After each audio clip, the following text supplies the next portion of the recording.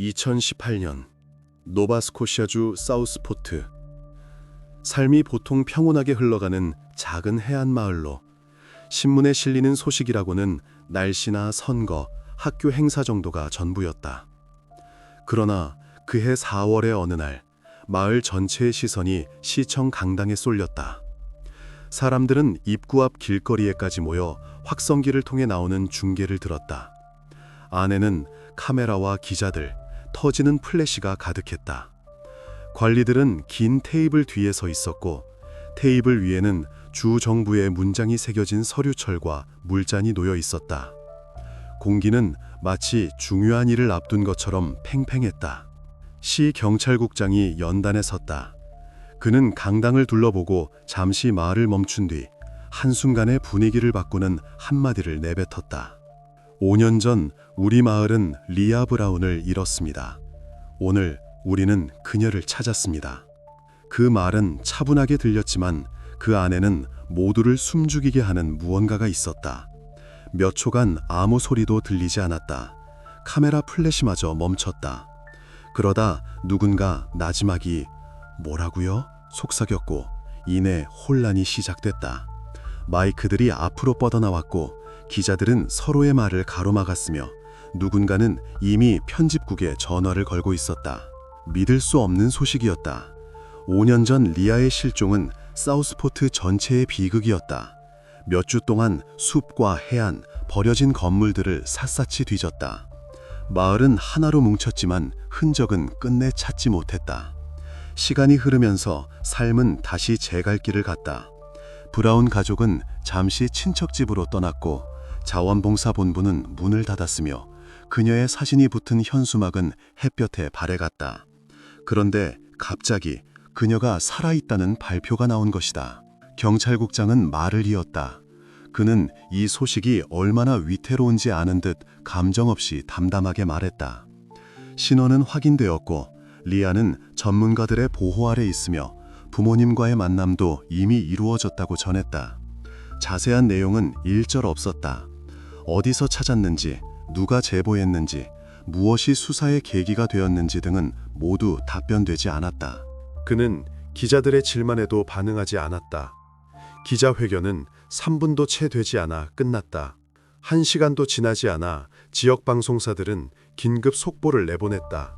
뉴스에는 2013년의 기록 영상이 흘러나왔다. 줄지어 선 차들, 탐조 등을 든 순찰대, 밝은색 조끼를 입고 손전등으로 땅을 비추며 일렬로 걷는 사람들, 경찰견들, 열화상 카메라를 장착한 헬리콥터. 화면에는 당시 마을의 모든 가로등에 붙어있던 리아 브라운 실종이라는 문구가 적힌 포스터가 비쳤다.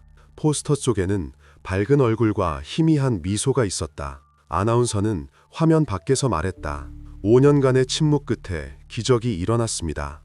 이어서 경찰서에서 찍은 짧은 영상이 방송되었다. 작은 방, 플라스틱 의자, 회색 벽, 천장에 평범한 형광등 불빛, 중앙에는 마크와 수잔 브라운이 앉아 있었다. 그들은 말없이 나란히 앉아 있었다. 수잔이 초조하게 두 손을 꽉 쥐는 모습이 보였다. 문이 열리고 한 소녀가 방으로 들어왔다. 느리고 눈을 내리깐 채였다. 몇 초간의 침묵, 이윽고 어머니가 일어나 한 걸음 다가섰다. 포옹은 짧았지만 그 안에는 충격, 불신, 안도 등 모든 것이 담겨 있었다. 카메라는 그 순간을 포착하고는 마치 그들에게 사적인 공간을 내주려는 듯 즉시 뒤로 물러났다. 녹화된 영상에는 소리 없이 마이크에 스치는 소리만 들렸다. 몇 시간 후 가족은 건물을 나섰다. 밖에는 수십 명의 기자들이 있었다. 플래시는 눈을 멀게 했고 누군가는 리아의 이름을 외쳤으며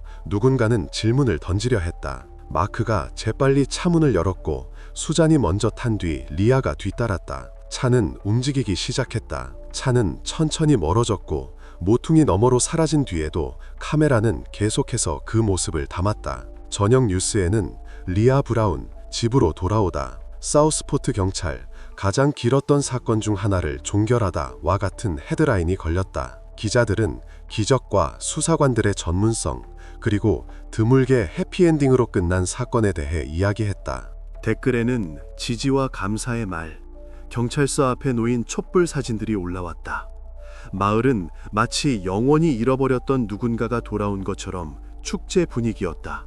하지만 이 모든 환호 속에서 이상한 점을 눈치챈 사람은 거의 없었다. 그날 배포된 경찰 보도자료에는 뉴스에 실리지 않은 짧은 항목이 있었다. 신원 확인란에는 육안으로 확인됨, DNA 분석 결과 대기 중이라는 메모가 적혀 있었다. 기자들에게는 이것은 형식적인 절차, 표준적인 과정처럼 보였다. 하지만 처음부터 이 사건을 지켜와온 이들에게는 바로 이 문구가 곧 불안한 신호가 될 것이었다. 몇 주 뒤 분석 결과가 나왔을 때 사우스포트는 깨닫게 될 것이기 때문이었다. 기적처럼 보였던 일이 전혀 다른 이야기의 시작일 수 있다는 것을, 과거의 모든 조각들이 새롭고 훨씬 더 어두운 의미를 띠기 시작하는 이야기의 시작을.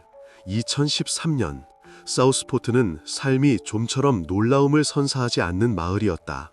어항, 조용한 거리, 고속도로변의 슈퍼마켓, 파란 벽의 2층짜리 학교, 모두가 서로를 알고 낯선 얼굴은 즉시 기억되는 곳이었다. 바로 이곳에 브라운 가족이 살았다. 개인 주택가에 있는 평범한 집, 흰색 울타리, 잔디반, 길가에 오래된 단풍나무 두 그루, 우편함에는 햇볕에 바랜 성이 적힌 스티커가 붙어 있었다. 리아는 가족의 외동딸이었다. 그녀는 조용하고 약간 내성적이지만 세부적인 것에 매우 주의 깊은 아이로 묘사되었다. 주로 동물과 바다를 그리는 것을 좋아했다. 나중에 그녀의 방에서는 깔끔하게 이름이 적히고 번호가 매겨진 앨범 더미가 발견될 것이었다. 학교 선생들은 그녀가 갈등을 일으키지 않고 혼자 지내는 편이었지만 항상 모든 것을 완벽하게 해냈다고 말했다. 그녀에게는 이상한 교우 관계도 불안한 과거도 없었다. 누군가 그녀에게 특이한 일이 일어날 수 있다고 생각하게 할 만한 이유가 단 하나도 없었다. 아버지 마크 브라운은 운송회사에서 회계사로 일했다. 조용하고 꼼꼼하며 시간을 잘 지키는 사람으로 매일 아침 정확히 7시 40분에 집을 나섰다. 그의 아내 수잔은 지역 학교에서 가르쳤다. 사우스포트의 모든 사람이 그녀를 알았다. 그녀는 미술 동아리를 지도했고 도서관에서 아이들 그림 전시회를 열었으며 종종 리아를 데리고 다녔다. 그들은 모범적인 가족으로 여겨졌다. 스캔들도 소문도 빚도 없었다. 마을은 그들을 변치 않는 무언가처럼 익숙하게 여겼다. 2013년 5월 15일은 평범한 날과 다를 바 없었다.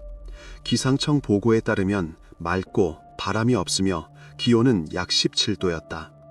점심 식사 후 수자는 집에 있었고 수업 준비를 하며 다음날 교실에서 쓸 자료를 만들고 있었다.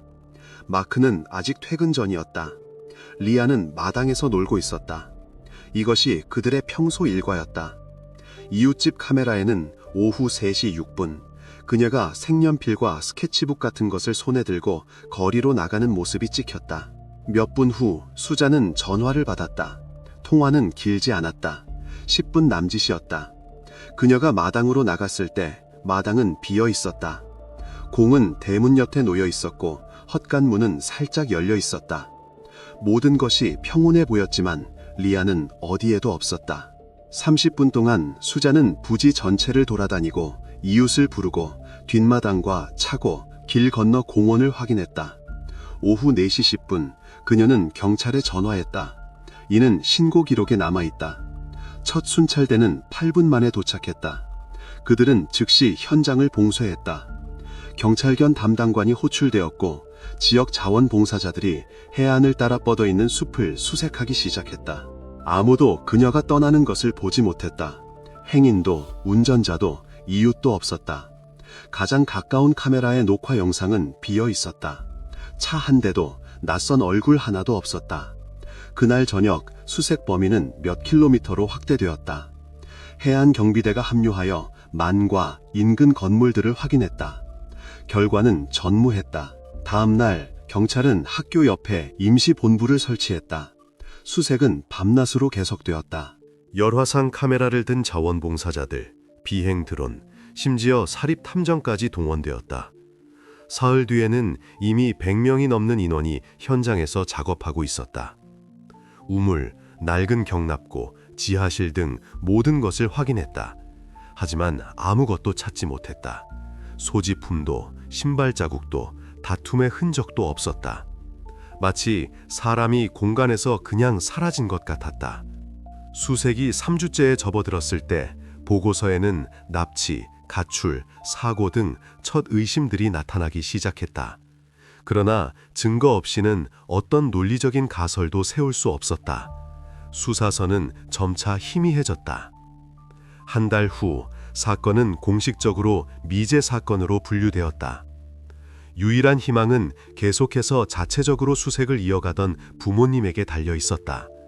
마크는 광고를 내고 사진을 보내고 이웃주로 차를 몰고 갔다.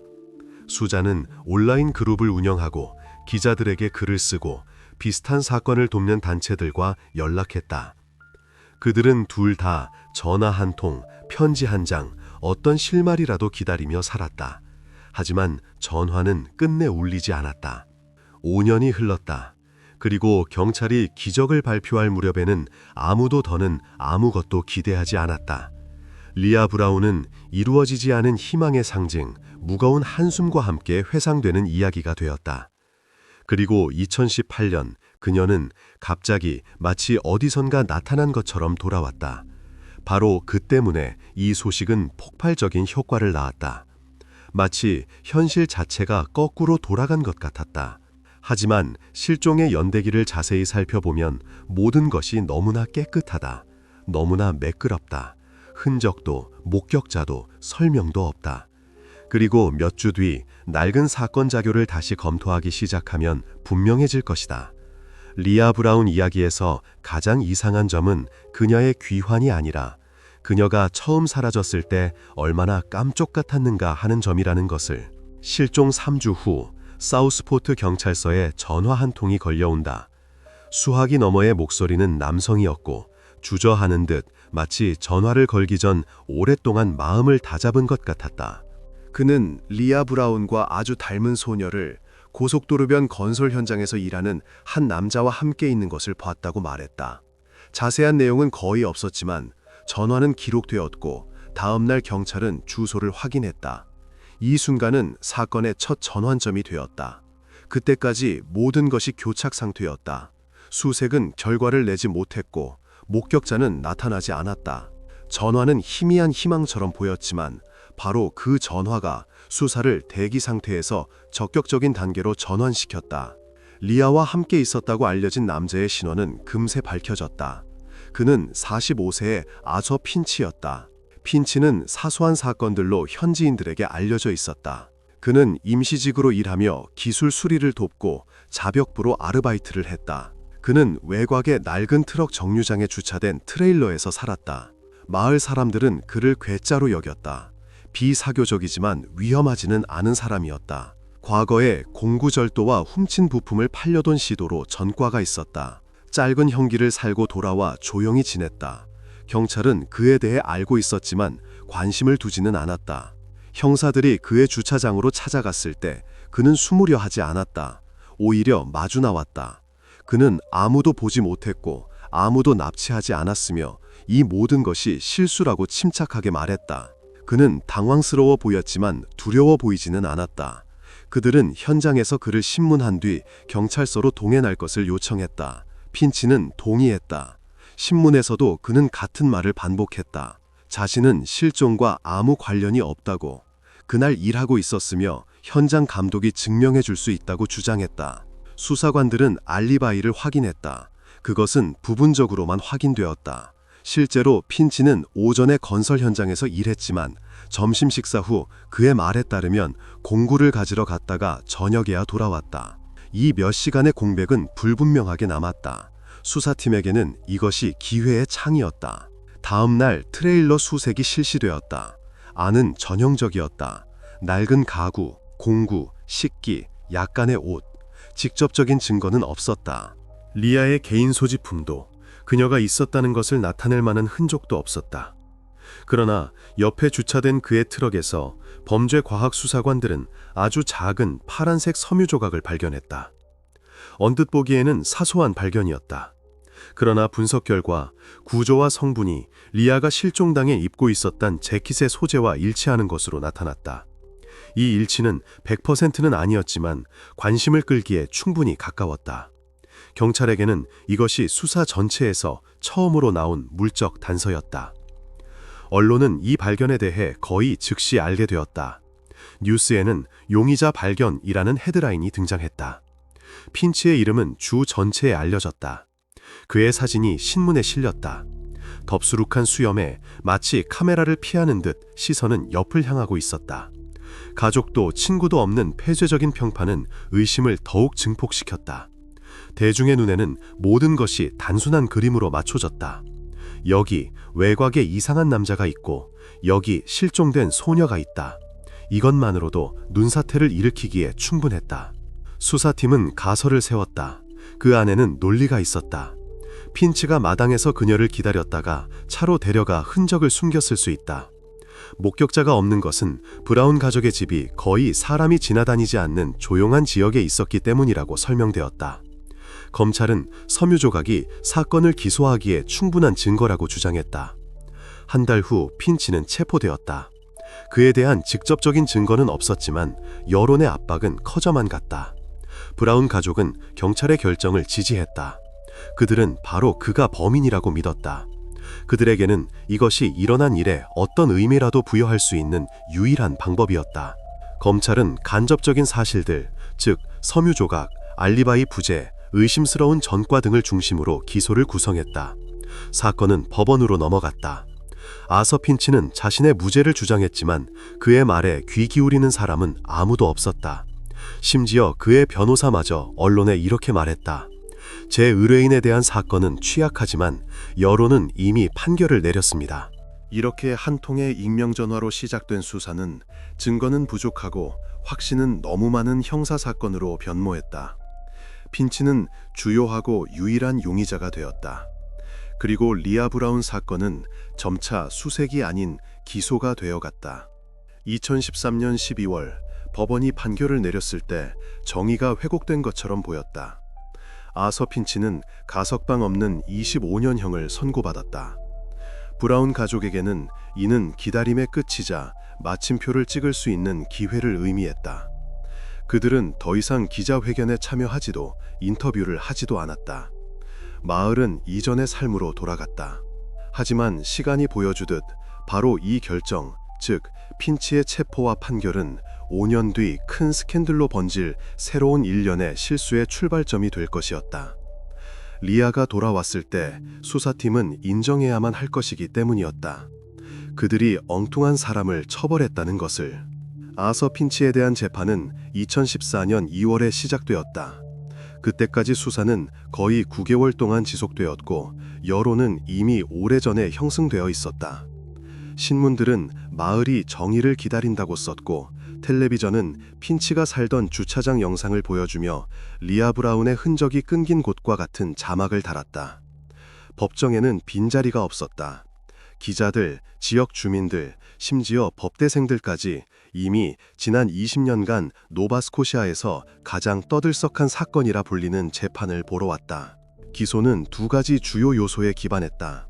첫째는 리아를 핀치 옆에서 봤다는 익명의 전화 제보였고, 둘째는 그의 트럭에서 발견된 섬유 조각 감정 결과였다.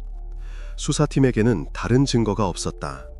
DNA 흔적도, 지문도, 카메라 기록도, 목격자도 없었다. 모든 것은 하나의 일치에 달려 있었다.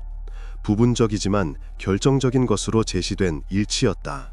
검사는 서두 진술에서 아서 핀치가 외톨이의 가면 뒤에 숨은 위험한 인물이라고 선언했다. 그는 배심원들 앞에서 세상에 대한 분노와 원망 외에는 아무것도 없는 사회적 외톨이의 초상을 그렸다. 그의 전과, 트레일러 생활, 가족 부재 등 모든 세부 사항이 그에게 불리한 논고로 변했다. 검찰의 모든 연설은 증거가 아닌 다른 사람들과 다른 사람에게서 풍기는 위협감이라는 감정에 기반을 두고 있었다. 국선 변호인으로 지정된 핀치의 변호사는 사실에 기반한 변론을 펼치려 했다. 그는 섬유 조각이 우연히 차에 들어갔을 수 있다고 말했다. 핀치는 자주 사람들을 태워주었다. 건설 현장 동료, 주차장 이웃, 심지어 우연히 만난 히치하이커까지. 그에게는 숨을 이유도 증거를 인멸하려 한 시도도 없었다.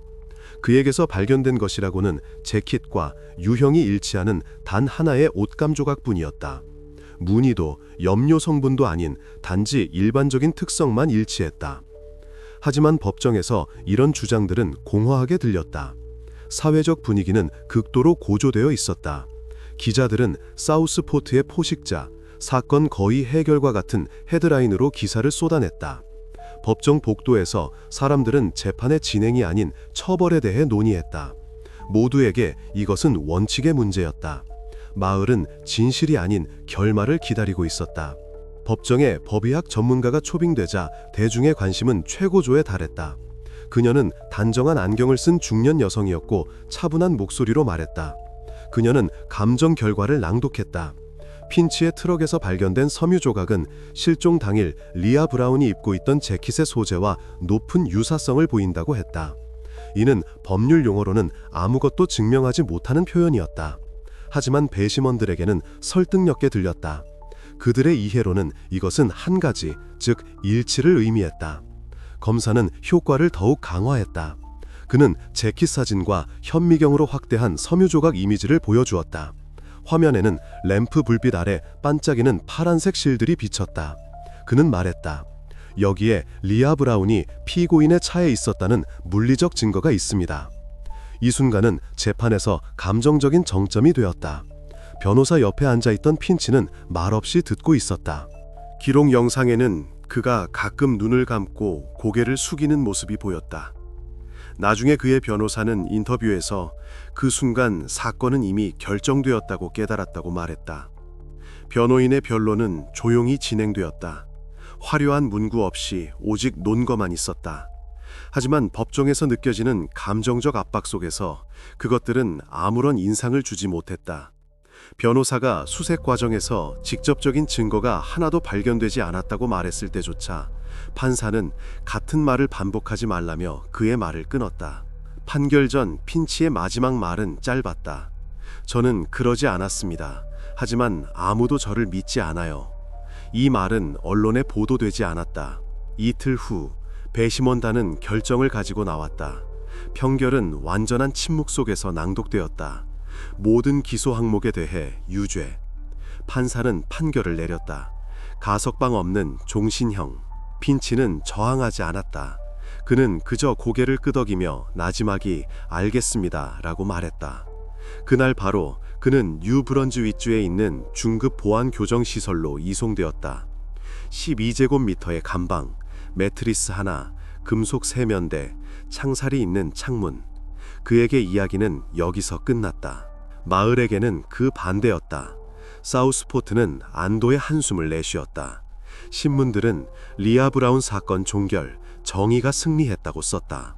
사진에는 법원 건물 앞에서 서로의 손을 잡고 있는 마크와 수잔 브라운이 있었다. 그들의 얼굴은 긴장되어 있었지만 평온했다. 그들은 진실이 밝혀졌다고 믿었다. 단 한 가지, 리아 자신이 어디로 사라졌는가 하는 점만은 답이 없었다. 하지만 이 시점에서 모두는 그 설명을 받아들였다.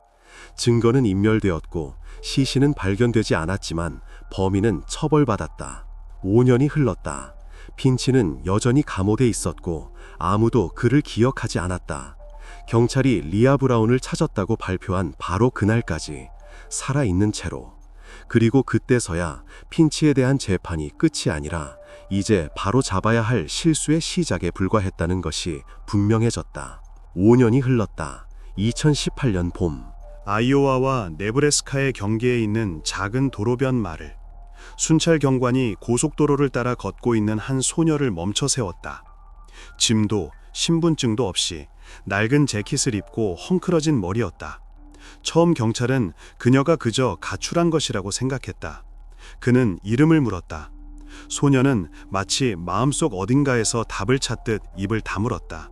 그리고 몇 초 후 이렇게 말했다. 제 이름은 리아 브라운인 것 같아요. 이 말 한마디가 모든 것을 바꾸었다. 경관은 차로 돌아가 실종자 데이터베이스에 이름을 입력했다. 1분 후 화면에 일치하는 정보가 떴다. 5년 전 사건, 노바스코시아주 사우스포트, 8세의 실종. 사진은 부분적으로 일치했다. 같은 눈, 같은 이목구비였지만 얼굴은 변했고 성숙해졌으며 수척해져 있었다. 그는 동료를 부르고 구금 절차를 밟은 뒤 중앙본부에 보고했다. 발견 가능성에 대한 소식은 몇 시간 만에 주 전체로 퍼져나갔다. 소녀는 지역 경찰서로 이송되었다. 의사들은 탈진, 탈수 증상, 오래된 상처 흔적을 기록했다. 그녀는 조용히 말했고 말을 더듬었으며 때로는 엉뚱한 대답을 했다. 그동안 어디 있었냐는 질문에 그녀는 한결같이 대답했다. 여러 집에서 살았어요. 구체적인 질문에는 반응하지 않았다. 때로는 말 중간에 말을 멈추고 그냥 옆을 쳐다보기도 했다. 수사관들은 그림을 맞추려 애썼다. 그녀는 한 남자가 데려갔다고 말했다. 그 후에는 다른 사람들, 장소들, 항상 어두웠던 방들이 있었다고 했다. 세부 사항은 없었다. 이름도 도시도 정확한 주소도 없었다. 그녀의 이야기는 모든 것이 중단되는 꿈의 조각들 같았다. 경찰에게는 이것이 설득력 있으면서도 의심스러워 보였다. 너무 감정적이지만 구체성은 없었다. 그럼에도 불구하고 당국에게는 이것이 기회였다. 리아 브라운 사건은 실패의 상징이 되었다. 미해결 실종, 억울하게 유죄 판결을 받은 사람, 떠들썩한 헤드라인, 이제 멋진 마침표를 찍을 수 있었다. 공무 보고서는 신속하게 작성되었다. 부서 책임자는 기자들에게 발견된 인물의 신원을 잠정적으로 확인했다고 말했다. 공식 관계자들은 의심하지 않았다. 나이, 외모, 억양의 일치가 충분히 명백했다. 신문에 참여한 심리학자들은 그녀의 행동을 트라우마로 설명했다. 기억 상실과 혼란스러운 말은 오랜 고립 기간 후에 정상적인 반응이라는 것이었다. 아무도 재신문을 고집하지 않았다. 소녀는 의료센터로 보내졌고 검사가 예정되었다. 그 시절 영상에는 그녀가 병실에서 담요에 쌓인 채 앉아있는 모습이 보였고 눈은 계속 아래를 향하고 있었다. 그녀는 사진 찍히고 싶지 않다고 말했다. 신원 확인을 위해 DNA 분석이 필요했다. 그녀에게서 검체를 채취했다. 간단한 구강 면봉 검사였다. 검체는 핀치의 트럭에서 나온 섬유 조각을 분석했던 바로 그 사우스포트 연구소로 보내졌다. 경찰은 언론에 결과가 2주 후에 나올 것이라고 알렸다. 검사가 진행되는 동안 기자들은 이미 그녀를 집으로 돌아온 아이라고 불렀다. 흐릿한 얼굴의 사진이 뉴스에 실렸고 텔레비전에서는 2013년 수색 당시의 기록 영상을 보여주었다. 앵커들은 아무도 더는 믿지 않았던 이야기가 행복한 결말을 맞았습니다 라고 말했다. 사우스포트의 브라운 가족 집 앞에는 다시 꽃이 놓였다. 사람들은 지지의 말을 담은 쪽지를 남겼다. 하지만 부서 내부에서는 신중한 분위기가 감돌았다. 이전의 사건을 담당했던 일부 직원들은 의심했다. 그들의 생각에 소녀는 너무 일반적인 이야기만 했고 그녀의 행동은 때때로 연습한 것처럼 보였다. 그러나 지휘부는 절차를 지연시키지 않기로 결정했다. 그들에게는 결과를 보여주고 시민들의 신뢰를 회복하며 너무 오랫동안 아물지 않은 낡은 이야기를 마무리하는 것이 중요했다. DNA 샘플이 내부 우편으로 발송되는 동안 사우스포트에서는 리아의 귀환을 준비하기 시작했다. 언론을 위한 성명서, 가족을 위한 만남이 준비되었다. 그때는 아무도 바로 이 분석, 즉 신속 절차로 진행된 분석이 이후 사건의 핵심적인 분기점이 될 것이라고는 상상하지 못했다. 브라운 L이라고 적힌 시험관은 5월 초에 연구소로 보내졌다. 열흘 후 사우스포트에서 답이 왔다. 친족 관계 확인. 그리고 경찰이 마크와 수잔 브라운에게 그들의 딸이 살아있다고 알리는 그 순간 아무도 그 분석 결과가 5년 전 검사를 진행했던 전문가가 아닌 다른 전문가에 의해 서명되었다는 사실을 알아채지 못했다. 이것은 형식적인 절차처럼 보였지만 바로 이 지점에서부터 낡은 사건이 다시 그들에게 돌아오게 될 일련의 실수들이 시작될 것이었다. 샘플이 사우스포트 연구소에 도착했을 때 모든 것이 평소보다 빠르게 진행되었다. 이런 경우 DNA 분석은 몇 주가 걸린다. 샘플은 여러 단계의 검증을 거치고 기록 데이터와 대조되며 여러 부서를 통해 처리된다. 하지만 이번에는 사건이 우선순위로 지정되었다. 연구소장인 헤럴드 매튜스 박사가 직접 모든 것을 통제했다. 그는 간단히 설명했다.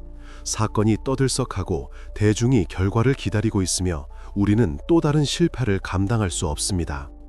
매튜스는 흠잡을 데 없는 평판을 가진 인물이었다. 법의학 분야에서 20년 이상 경력을 쌓았고 지역 대학의 교수이자 연방 사법 유전학 프로그램에 참여했다. 그의 사무실에는 자격증, 상장, 감사장이 걸려 있었다. 기자들에게는 그는 전문성의 상징이었다. 그래서 그가 직접 사건을 맡겠다고 했을 때 모든 것이 완벽하게 처리될 것이라고 아무도 의심하지 않았다. 하지만 절차가 진행되는 속도는 일부 직원들에게 의문을 자아냈다. 샘플은 저녁에 배송되었고 이미 다음날 아침 처리됨으로 등록되었으며 48시간 후에는 완성된 보고서가 나왔다. 내부 시스템상 거의 기록적인 속도였다. 보통 이런 기간은 상부에 직접적인 지시가 있을 때만 가능했다. 공식적으로 서류에는 법무부와의 협의를 통해 신속 처리가 이루어졌다고 명시되어 있었다. 결론이 나온 날 보고서는 즉시 사우스포트 경찰서장 데니얼 헤이스 대령에게 전달되었다. 보고서 사본에는 연구소의 상진과 찍인이 찍혀 있었다. 내용은 짧았다. 생물학적 샘플 리아 브라운과 마크 및 수잔 브라운 간의 친족 관계 확률은 99.9%입니다. 결론은 친족 관계를 확인합니다. 이것으로 충분했다. 이 한 장의 문서는 아이오와에서 온 정체불명의 소녀를 공식적으로 발견된 리아 브라운으로 바꾸었다. 검찰은 결과를 확인했다. 지역 행정부는 보도자료를 준비했다. 그날 신문은 리아가 집으로 돌아왔다. 5년간의 기다림이 끝났다는 헤드라인으로 발행되었다. 기자회견 영상에서 경찰서장은 미소를 짓고 있었다. 옆에는 부서 및 가족 대표들이 있었다. 리아의 어머니는 울고 있었고 아버지는 옆에 서서 침묵했다. 모든 것이 마침내 진실이 승리한 긴 이야기의 결말처럼 보였다. 아무도 보고서를 자세히 읽지 않았다. 아무도 기간에 대해 누가 분석을 수행했는지, 왜 문서의 서명이 평소와 다른 순서로 되어 있는지 묻지 않았다. 사건이 기록 보관소로 보내졌을 때 그것은 이미 형식적인 절차였다. 종결, 리아 브라운이라는 스티커가 붙은 두꺼운 서류철은 다른 서류들 옆 선반으로 옮겨졌다. 하지만 기록 보관소에서는 종종 그렇듯 세부 사항을 보는데 익숙한 사람만이 알아챌 수 있다. 데릭 라슨이라는 젊은 사무원은 시스템의 사본을 철하고 있었다. 그는 수사에 참여하지 않았고 그의 업무는 페이지 번호와 서명 유무를 확인하는 것이었다. 그날 그는 근무 시간 이후에 남아있다가 사소한 점을 발견했다. 연구소 보고서에 분석 수행을 확인해야 할 연구원 중 한 명의 서명이 누락되어 있었다. 형식적으로 이것은 실수가 아니었다. 문서는 직인과 소장의 서명으로 인증되었지만 절차는 위반되었다. 데릭은 여백에 연필로 표시를 하고 지침에 따라 기록 보관소장에게 메모를 남겼다. 평소 같았으면 아무도 신경 쓰지 않았을 것이다. 하지만 사건의 중요성 때문에 이런 사소한 실수조차 어색하게 보였다. 아침에 데릭은 보고서를 직속 상관인 해리슨 씨에게 전달했다. 그는 페이지를 훑어보더니 얼굴을 찌푸리며 말했다. 알았네. 모든 걸 형식에 맞추도록 요청을 보내지. 나중에 누가 서류를 뒤지는 건 원치 않으니까. 그는 누가 정확히 분석을 수행했고 왜 문서에 서명하지 않았는지 명확히 해달라는 짧은 공문을 연구소에 작성했다. 이 요청은 그날 바로 연구소로 발송되었다. 다른 모든 사람들에게는 이것은 사소한 관료적 수정, 평범한 서류 확인일 뿐이었다. 하지만 바로 이 수행자 확인이라는 한 줄이 곧 모든 실타래를 끌어당기기 시작할 첫 번째 시일이 되었다. 연구소에서 누가 분석을 수행했는지 기록된 내부 일지 사본을 찾는 동안 사우스포트 부서에서는 이미 리아 브라운 구출에 대한 보도를 준비하고 있었다. 카메라, 기자들, 방송 전 리허설 등 모든 것이 미디어 이벤트처럼 구성되었다. 그리고 기록 보관소에서 온 편지는 그동안 낮은 우선순위로 표시된 채 공용 이메일 폴더에 놓여 있었다. 하지만 며칠 후 바로 이 요청이 최근에 연구소에 취직한 신입 기술자의 책상 위에 놓이게 될 것이었다. 그는 내부 일지를 열어보고 수행자 칸에 실제로 다른 이름이 적혀 있는 것을 보게 될 것이었다. 보고서에 적힌 이름이 아니었다. 이 불일치는 언뜻 사소해 보였지만 리아 브라운 사건에 무언가 맞지 않는다는 첫 번째 공식적인 신호가 될 것이었다. 이렇게 작은 행정적 메모가 출발점이 되었다. 실종자의 귀환이라는 정교하게 짜인 버전이 무너지기 시작하는 바로 그 순간이 누락된 서명에 대한 공문이 연구소장에게 전달되었을 때 모든 것이 표준 절차에 따라 진행되는 듯 했다. 하지만 몇 시간 만에 이것이 평범한 상황이 아니라는 것이 분명해졌다. 연구소장 매튜스 박사는 서류 담당 부서장을 자신의 사무실로 부른 뒤 그 사원인 데릭 라슨을 불렀다. 대화는 증인 없이 닫힌 문 뒤에서 이루어졌지만 목소리는 복도까지 들릴 정도였다. 처음에는 매튜스가 차분하게 말했다. 그는 문서가 직인으로 인증됐는데도 왜 라슨이 서명 문제를 제기했는지 설명해달라고 요청했다. 하지만 어느 순간 어조가 바뀌었다. 그는 날카로워졌고 거의 짜증 섞인 목소리가 되었다. 그는 사무원을 지나친 열정과 문제가 없는 곳에서 문제를 만들려는 시도라고 비난했다. 평범한 관료적 실수에 대한 반응치고는 과도해 보였다. 누락된 서명 하나 때문에 아무도 목소리를 높이지 않는다. 그 서명 뒤에 더 큰 무언가가 숨겨져 있지 않다면 말이다. 라슨은 변명하려 했다. 그는 단지 지침에 명시된 규정을 따랐을 뿐이라고 말했다. 하지만 매튜스는 그의 말을 끊고 나중에 그에게 특히 이상하게 들릴 한마디를 했다. 시스템이 어떻게 돌아가는지 이해하지 못한다면 건드리지 않는 편이 좋은 일도 있네.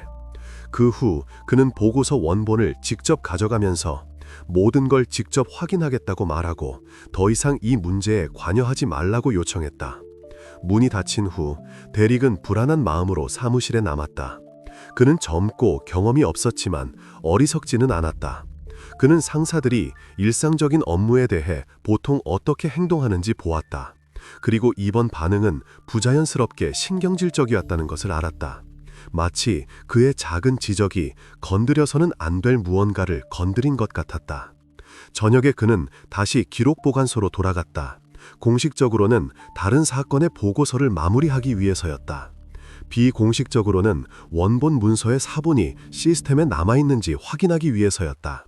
그리고 그는 보고서가 이미 회수된 것을 보았다. 디지털 데이터베이스의 해당 자리에는 업데이트 중이라는 메모와 함께 빈 줄만 있었다. 라스는 지금 침묵하면 문서가 그냥 사라질 수 있다는 것을 깨달았다. 그는 전화기를 꺼내 이전에 모든 수신 문서가 오던 이메일의 백업 사본을 열었다. 그리고 화면을 촬영했다. 사진에는 날짜, 사건 번호, 서명 누락, 수행자, 연구소 직인 등 모든 것이 담겨 있었다. 이 순간부터는 그는 더 이상 단순한 사무원이 아니라 눈사태를 일으킬 수 있는 증거를 가진 사람이 되었다. 그는 정확히 무슨 일이 일어나고 있는지 몰랐지만 직감적으로 보고서에 위조가 있다는 것을 느꼈다. 이후 며칠간 그는 살얼음판을 걷는 듯한 기분으로 살았다. 직장에서는 눈에 띄지 않으려 애썼다. 매튜스는 인사도 없이 지나갔다. 동료들은 아무것도 눈치채지 못한 척했다. 몇 번인가 인사과 사람들이 그에게 다가와 괜찮은지, 부서를 옮기고 싶지는 않은지 물었다. 그것은 방해하지 말라는 섬세한 암시처럼 보였다. 그는 무엇을 해야 할지 고민했다. 경찰이 가는 것은 두려웠다. 만약 사건이 연구소 자체의 위조와 관련이 있다면 그들과 협력하는 사람들에게 연락하는 것은 무의미했다. 게다가 그는 비밀 유지 계약서에 서명했다. 어떤 데이터 유출이든 해고와 형사 고발의 위협을 받을 수 있었다. 저녁에 그는 사법적 오류를 다루는 비영리 단체의 웹사이트를 찾았다. 그것은 유죄 판결을 받은 사람들의 권리가 침해될 수 있는 사건을 다루는 변호사, 언론인, 전직 수사관들로 구성된 작은 단체였다. 그는 짧은 이메일을 썼다. 제게 위조되었을 가능성이 있는 문서 사본이 있습니다. 리아 브라운 사건과 관련이 있습니다. 답장은 이틀 후에 왔다. 사라 힐이라는 여성이 그에게 연락했다. 그녀는 사법감정 검토부서에서 일하는 변호사였다. 그녀는 차분하고 자신감 있게 말했다. 문서 사본을 보내달라고 요청하며 비밀을 보장하고 만약 당신이 옳다면 이것은 중요해질 겁니다. 라고 말했다. 라스는 오랫동안 망설였지만 결국 파일을 보냈다. 그 후 그는 몇 주 만에 처음으로 편안하게 잠들었다. 그는 자신의 편지가 곧 오랫동안 낡은 사건에서 작은 실수의 흔적이라도 찾아 헤매던 팀의 손에 들어갈 것이라는 것을 몰랐다. 이 문서 전달은 전환점이 되었다. 시스템이 눈치채지 못하는 사이에 외부 관찰자가 나타났다. 소속도 없고 직위를 잃을 두려움도 없는 조직이었다. 그들에게 서명 오류는 사소한 일이 아니라 분석 결과 조작에 가능한 징후였다. 이 순간부터 이야기는 연구소의 내부 문제를 넘어섰다. 그것은 외부로 알려졌다. 그리고 5년 만에 처음으로 경찰이나 검찰과 관련 없는 누군가가 리아 브라운의 귀환에 대한 공식 버전을 무너뜨릴 수 있는 문서를 손에 넣었다. 재심 프로젝트라는 단체의 변호사들이 사우스포트 연구소에 보고서 스캔본을 받았을 때 그들은 처음에는 이것이 단순한 과실 사건이라고 생각했다. 서명 누락, 규정 미준수, 아마도 서두르거나 인적 오류였을 것이다. 하지만 사법 유전학 전문가인 한 분석가가 보고서에 브라운 사건 사료에 한때 속했던 오래된 기록 보관 번호가 기재되어 있다는 점에 주목했다. 그는 이 번호를 연방 등록부와 대조했다. 그리고 이것이 새로운 샘플이 아니라 2013년 초기 수사 당시 리아의 어머니 수잔 브라운에게서 채취한 생체 물질에 부여된 식별자라는 것을 깨달았다. 이것은 서식 오류가 아니었다. 이것은 각 사례마다 고유한 기술 코드였다. 우연히 혼동될 수 있는 것이 아니었다. 만약 일치한다면 누군가 의도적으로 데이터를 바꿔치기 했거나 새로운 샘플 대신 오래된 샘플을 업로드했다는 의미였다. 변호사들은 더 깊이 조사하기 시작했다. 데이터베이스를 통해 보니 발견된 소녀의 샘플은 공식 시스템에 등록조차 되지 않은 것으로 나타났다. 즉, 분석은 사실상 존재하지 않았다. 점차 그림이 맞춰졌다. 보고서는 있어야 할 대로 어머니, 아버지, 발견된 소녀 세 사람의 샘플을 비교한 것이 아니라 어머니와 아버지 두 사람의 샘플을 비교한 것이었다. 이런 방식이라면 친족관계 일치율은 실제로 99.9%가 나올 것이다. 왜냐하면 그것은 사실상 부부간의 검사이기 때문이었다. 결국 기적의 증거가 된 모든 문서가 단순한 부실 작업이 아니라 의도적으로 만들어진 위조품이라는 것이었다. 재심 프로젝트의 변호사들에게 이것은 단순한 실수가 아니라 직권남용 범죄 사건의 자료였다. 그들은 샘플 접수 시간, 보고서 날짜, 전자 서명, 시스템 접속 기록 등 모든 세부 사항을 기록했다. 그리고 가장 중요한 것은 분석이 약고보 이뤄졌던 날, 연구소 시스템이 몇 시간 동안 연방 서버에서 연결이 끊겨 있었다는 사실을 밝혀냈다. 공식적인 이유는 기술적 유지보수였다. 바로 이 시간에 새로운 보고서가 업로드되었다. 변호사들은 청원서를 준비했다. 그들은 독립적인 감정을 실시하고 원본 샘플의 보존 상태를 확인하며 검사 당일 누가 데이터베이스에 접근했는지 밝혀낼 것을 요구했다. 동시에 그들은 결과 재심사를 요청하는 소송을 법원에 제기했다. 지방검찰청은 즉각적으로 반응했다. 긴급회의에서 검찰 측 대표들은 변호사들이 여론을 불안정하게 만들려 한다며 비극을 겪은 가족을 모욕하려 한다고 주장했다. 텔레비전에는 이를 타인의 고통을 이용한 잔인한 홍보라고 부르는 관리들의 인터뷰가 등장했다. 대중에게 이것은 마을이 그토록 자랑스러워했던 이야기의 행복한 결말에 대한 공격처럼 보였다. 동시에 비공개 사법 절차로 심리가 시작되었다. 자료를 받은 연방 판사는 증거를 신중하게 검토했다. 그는 잘못된 번호가 적힌 보고서 사본, 서명 불일치에 대한 서신, 시스템의 일시적 중단에 대한 데이터를 보았다. 이것만으로도 바꿔치기가 있었을 수 있다고 추정하기에 충분했다. 그는 연구소 경영진에게 해명을 요구하고 법무부 대표들이 참여하는 심리를 지정했다. 결정은 사흘 후에 내려졌다. 법원은 변호사들의 청원을 받아들였다. 재감정이 지정되었다. 하지만 이번에는 사우스포트가 아닌 FBI의 감독하에 있는 연방연구소에서였다. 이전 사건에 사용된 샘플들은 기록 보관소에서 압수되었다. 이송은 경호 아래 이루어졌다. 모든 것이 문서화되고 영상으로 기록되었다. 법원의 결정이 담긴 문서 사본이 재심 프로젝트 변호사들의 손에 들어왔을 때 그들은 이제 모든 것이 변했다는 것을 깨달았다. 하나의 누락된 서명에서 시작된 일이 연방 차원의 공식적인 수사로 이어진 것이었다. 검찰에게는 이것이 타격이었다. 경찰에게는 수치였다. 브라운 가족에게는 새로운 시련이었다. 만약 DNA 분석이 위조된 것이라면 지금 그들과 함께 리아라는 이름으로 살고 있는 소녀는 그들이 생각했던 사람이 아닐 수도 있다는 의미였기 때문이다. 뉴스에는 과거 사건 데이터 재검토에 대한 짧은 기사가 등장했다. 대중에게는 이것이 내부 감사라고 말해졌지만 시스템 내부에서는 이미 패닉이 시작되었다. 연구소 경영진 중 누군가는 휴가를 떠났다. 몇몇 직원들은 다른 부서로 전근되었다. 공식적으로는 사건과 관련이 없었다. 한편 연방 전문가들은 자신들의 검증을 시작했다. 그들은 원본 샘플이 담긴 봉투를 개봉하고 코드를 대조하며 모든 사소한 점을 기록했다. 보고서는 열흘 안에 준비될 예정이었다. 그리고 바로 이 보고서가 과거의 수사를 의심하게 만들 뿐만 아니라 2013년에 무고한 사람이 유죄 판결을 받게 된 일련의 행동들을 수면 위로 드러낼 문서가 될 것이었다. 이제 수사는 새로운 차원으로 접어들었다. 이미 끝났다고 여겨졌던 이야기가 다시 열렸고 오랫동안 기적으로 여겨졌던 것이 치밀하게 조직된 거짓말로 보이기 시작했다. 자료 압수는 언론이나 발표 없이 조용히 이루어졌다.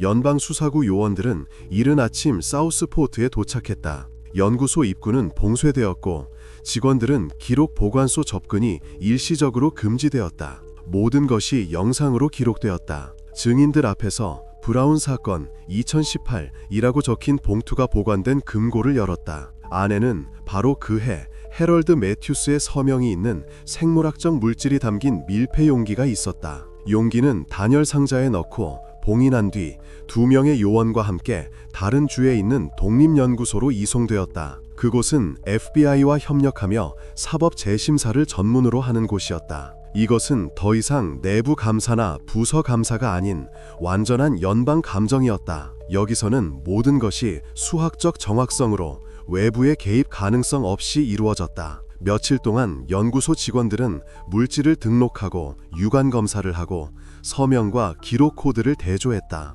그 과정에서 그들은 흥미로운 세부 사항을 기록했다. 포장이 개봉되었다가 다시 봉인되었지만 이에 대한 공식적인 기록은 없었다. 이것은 물질을 이미 누군가 건드렸다는 첫 번째 확인이었다. 분석이 시작되었다. 연구에는 거의 일주일이 걸렸다. 각 절차는 독립적인 전문가에 의해 이중으로 확인되었고 각 결과는 시스템에 2번씩 입력되었다. 부모인 마크와 수잔 브라운의 대조 DNA 샘플이 채취되었다. 모든 것이 실수할 여지 없이 프로토콜에 따라 진행되었다. 그리고 9일째 되는 날 연구소는 보고서를 보냈다. 결과는 충격적이었다. 유전 프로필 일치 없음, 조사 대상자들 간의 생물학적 친족관계 확률 0%, 가족관계를 결정하는 어떤 표지자도 일치하지 않았다. 이는 모두가 리아 브라운이라고 불렀던 소녀가 브라운 가족과 아무런 관련이 없다는 것을 의미했다. 보고서는 연방 법원으로 직접 보내졌고 사본은 법무부와 검찰청으로 전달되었다. 이제 이것은 단순한 실수가 아니라 형사사건에서의 증거 위조였다. 그날 바로 판사는 연방 수사 시작을 명하는 명령서에 서명했다. 사우스포트 연구소, 경찰 기록보관소, 지역 검찰청과 부서 간의 서신, 재무서류, 공무회의록 등 모든 것이 통제하에 들어갔다.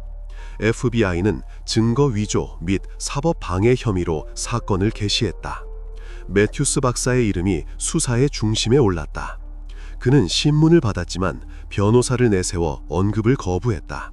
이어서 2018년에 검사를 담당했던 2명의 연구소 직원이 용의선상에 올랐다. 그중 한 명은 갑자기 해고되었고 다른 한 명은 사라졌다. 나중에 그는 다른 이름으로 임시직을 구한 이웃주에서 발견되었다. 수사관들은 밝혀냈다. 검사 당시 바로 이 2사람이 기록 샘플과 내부 데이터베이스 서버에 접근 권한이 있었다. 시스템의 로그 파일, 즉 출입 시간 기록이 그들을 가리켰다. 모든 것이 시스템이 유지보수 중이었던 기간과 일치했다. FBI는 계획을 파악했다. 연구소 경영진 중 누군가가 의도적으로 샘플을 교체하여 분석 결과가 원하는 결과를 확인하도록 했다. 이유는 아직 알려지지 않았다. 아마도 과거의 실수를 숨기기 위해서였을 것이다. 아마도 평판을 보호하기 위해서였을 것이다. 아니면 아서 핀치의 유죄 판결 재심을 막기 위해서였을 수도 있다. 그랬다면 그의 유죄 판결이 거짓 증거에 근거했다는 것을 인정해야 했기 때문이다. 한편 감정 결과에 대한 정보가 언론에 새어나갔다. 처음에는 지역신문의 짧은 기사로, 그 다음에는 전형 뉴스로. 방송에는 리아라고 자칭했던 소녀가 사회복지사들과 함께 거리를 걷는 영상이 나왔다. 화면에는 큰 글씨로 연방감정, 발견된 소녀의 신원에 의문 제기라는 헤드라인이 떴다. 마을에게는 이것이 충격이었다. 브라운 가족에게는 재앙이었다. 그리고 검찰에게는 10년간의 사건 전체가 무너질 위협이었다. 이제 문제는 잘못된 신원 확인뿐 아니라 수사 및 감정기관을 뒤덮은 시스템적 부패에 관한 것이었다. 이 순간부터 이야기는 한 가족의 비극을 넘어섰다. 그것은 한때 평온을 위해 시작된 거짓말이 어떻게 국가적 규모의 범죄로 커졌는지에 대한 이야기로 변모했다. 연방 수사는 이제 막 시작되었지만 이미 분명했다. 이제 관심의 중심은 리아가 아니라 그녀의 귀환을 만들어낸 사람들이었다. 독립감정 결과가 발표된 후 수사는 새로운 국면으로 접어들었다. 연방 요원들은 사우스포트로 돌아왔지만 이제 그들의 관심사는 리아의 실종 이야기 자체가 아니라 발견된 소녀를 구조된 것으로 발표하게 만든 위조를 누가 조직했는지였다. 그들은 연구소에서부터 시작했다. 샘플과 보고서에 직접 접근할 수 있었던 사람들부터였다. 가장 먼저 신문을 받은 사람은 보고서의 선형이 누락되었던 바로 그 하급 연구원이었다. 언뜻 보기에는 지시를 따르는 사람 중 한 명인 사소한 인물 같았다. 하지만 바로 그가 약한 고리가 되었다. 처음에는 침묵하며 아무것도 모른다고, 문서는 상사가 서명했다고 말했다. 그러나 수사관들이 내부 시스템 접속 기록과 전화 통화 내역을 보여주자 그의 방어는 무너졌다. 그는 보고서 준비 당일 연구소장인 매튜스 박사가 다가와 상부의 지시라며 샘플을 교체하라고 자백했다. 그의 말에 따르면 매튜스는 차분하고 자신감 있게 말하면서도 거절은 불가능하다는 것을 분명히 했다. 그날 저녁 연구원은 브라운 가족의 오래된 검사 기록 데이터가 담긴 다른 파일을 시스템에 업로드했다. 이 신문은 전환점이 되었다. 이제 FBI는 구체적인 이름을 확보했다. 바로 다음 날 매튜스 본인이 소환되었다. 그는 변호사와 함께 나타나 마치 모든 일이 오해인 것처럼 절제되고 자신감 있는 태도를 유지했다. 첫 몇 시간 동안 그는 모든 것을 부인했다. 아무런 지시도 하지 않았으며 모든 결정은 절차에 따라 이루어졌다고 말했다. 수사관들은 표준적인 방식으로 행동했다. 부하 직원의 증언을 제시하고 그 다음에는 매튜스가 보고서 긴급 업데이트, 논의한 대로 진행할 것이라는 짧은 메시지를 보낸 서신 사본을 보여주었다. 그러자 그의 어조가 바뀌었다. 그는 더 이상 부인하지 않았지만 자신의 의지가 아니라 압력을 받았다고 말했다. 요원들이 누가 압력을 가했는지 묻자 매튜스는 잠시 말을 멈추고 이름을 댔다. 2013년 리아 브라운 실종 사건 수사를 지휘했던 데니엘 리드 형사였다. 매튜스의 말에 따르면 바로 리드가 새로운 샘플이 도착한 날 연구소에 직접 찾아와 결과가 불확실성 없이 나와야 한다고 주장했다. 그는 직접적인 위조를 요구하지는 않았지만 의심의 여지가 없어야 한다는 점을 분명히 했다. 리드가 신문을 받았다. 이때 그는 이미 카운티 형사부 부서장이었다. 지난 몇 년간 그는 빠른 승진을 거듭했다. 승진, 포상, 언론 인터뷰 등 그는 성공적인 수사의 얼굴이었다. 2018년에 리아가 발견되었을 때 기자회견을 열고 모든 지역 신문이 인용했던 말을 한 사람이 바로 그였다. 때로는 정의가 믿음을 잃지 않는 사람들에게 돌아옵니다. 신문에서 리드는 평정을 유지했다. 그는 결코 연구소 업무에 개입한 적이 없으며 부하 직원들의 어떤 행동이든 현장의 실수라고 주장했다. 하지만 수사관들은 이미 그가 리아 브라운 실종과 관련된 사건 재검토를 감독했으며 사우스포트 연구소와의 협력 지시서에 직접 서명했다는 문서가 있었다. FBI가 그의 공무 기록을 분석하기 시작하자 명확한 그림이 그려졌다. 2018년 사건을 성공적으로 종결한 후 리드는 승진과 보상금을 받고 카운티 관리국으로 전근했다. 그의 경력은 한 가지 이야기에 달려 있었다. 무고한 사람이 범인으로 판명되고 몇 년 후 실종자가 발견된 바로 그 이야기였다. 만약 그때 소녀가 진짜가 아니고 감정 결과가 위조되었다는 사실이 밝혀졌다면 그가 쌓아올린 모든 것이 하루아침에 무너졌을 것이다. 리드에게 실수를 인정하는 것은 자신의 죄를 인정하는 것과 같았다. 그의 이력서에는 떠들썩한 사건 해결이라는 한 줄이 적혀 있었다. 그것을 지워버리면 그의 모든 경력 성장은 허구가 되어버린다. 그는 어떤 재심사든 자신뿐만 아니라 자신을 위로 끌어올린 사람들에게도 종지부를 찍을 것이라는 점을 너무나 잘 알고 있었다. 수사팀은 결론에 도달했다. 동기가 있었다. 위조는 경력과 평판, 지위를 유지하게 해주었다. 하지만 그가 이 모든 계획의 주도자였는지 아니면 누군가의 지시에 따라 행동했는지는 불분명했다.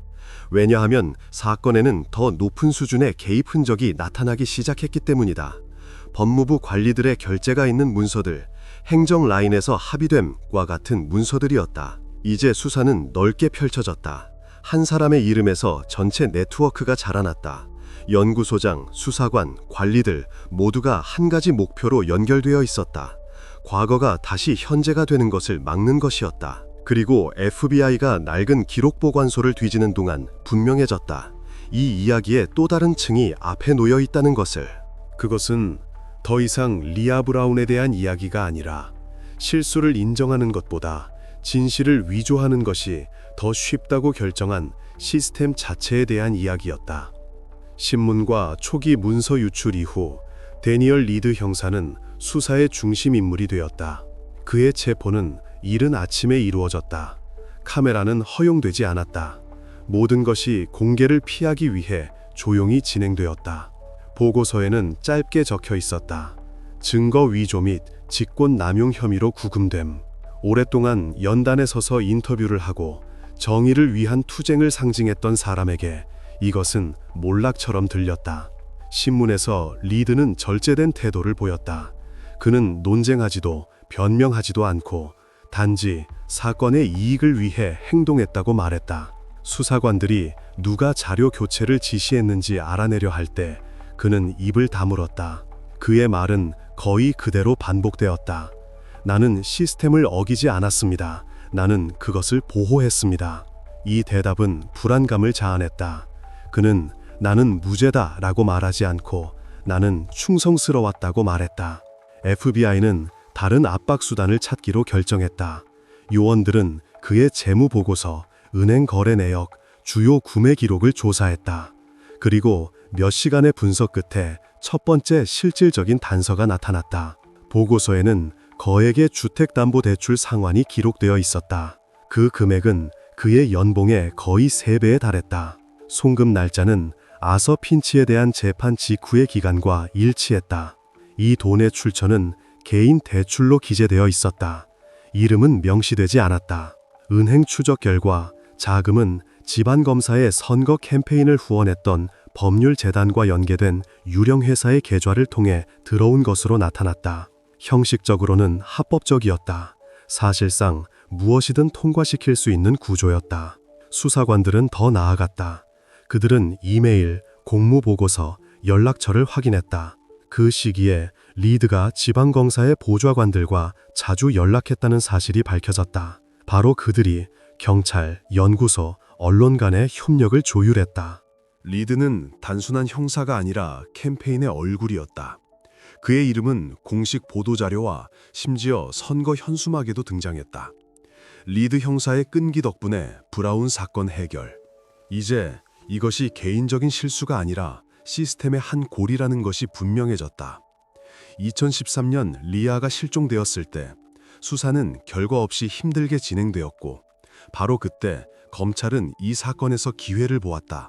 사우스포트는 당국에 대한 신뢰도가 떨어지고 지방선거가 다가오는 지친 도시였다. 지방검사 윌리엄 클레이튼에게 떠들썩한 사건 해결은 지역을 다시 장악할 기회였다.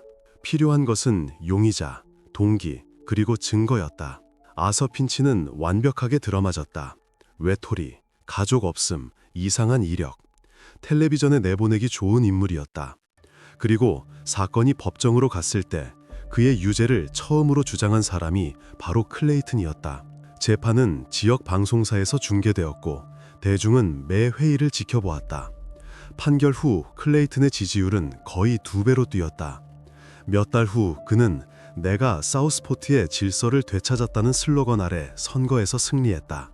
2018년 리아라고 자칭하는 소녀가 나타났을 때 상황은 더욱 유리해졌다.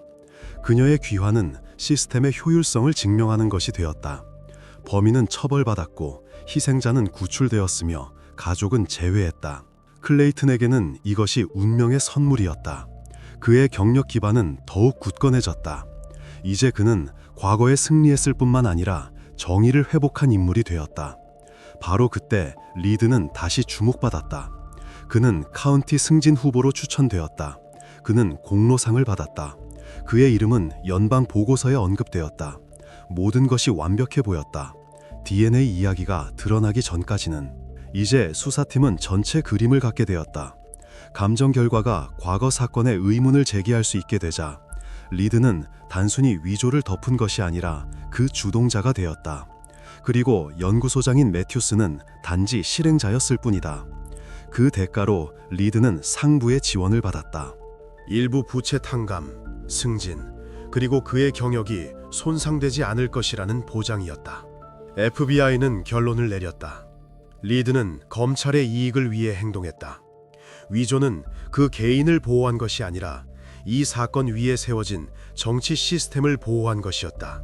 그는 각 인물이 자신의 역할을 아는 계획의 일부가 되었다. 한 명은 분석을 바꿔치기 하고 다른 한 명은 눈 감아 주었으며 세 번째는 이를 승리라고 선언했다. 형사가 구치소에 있는 동안 요원들은 다음 단계로 넘어갔다. 지방검사 클레이튼에게로. 그의 이름은 이미 재무보고서에 떠올랐다. 그리고 이제 수사는 범죄에 대한 이야기에서 권력에 대한 이야기로 변모했다. 그곳에서 진실은 어떤 거짓말보다 더 비쌌다. 지정된 날, 지방검사 윌리엄 클레이튼은 워싱턴 DC의 FBI 본부로 이송되었다. 그는 수갑을 차진 않았지만 호송을 받았다. 창밖에는 이른 아침부터 대기하던 수십 명의 기자들이 있었다. 클레이튼은 허리를 꼿꼿이 세우고 차가운 시선으로 똑바로 걸었다.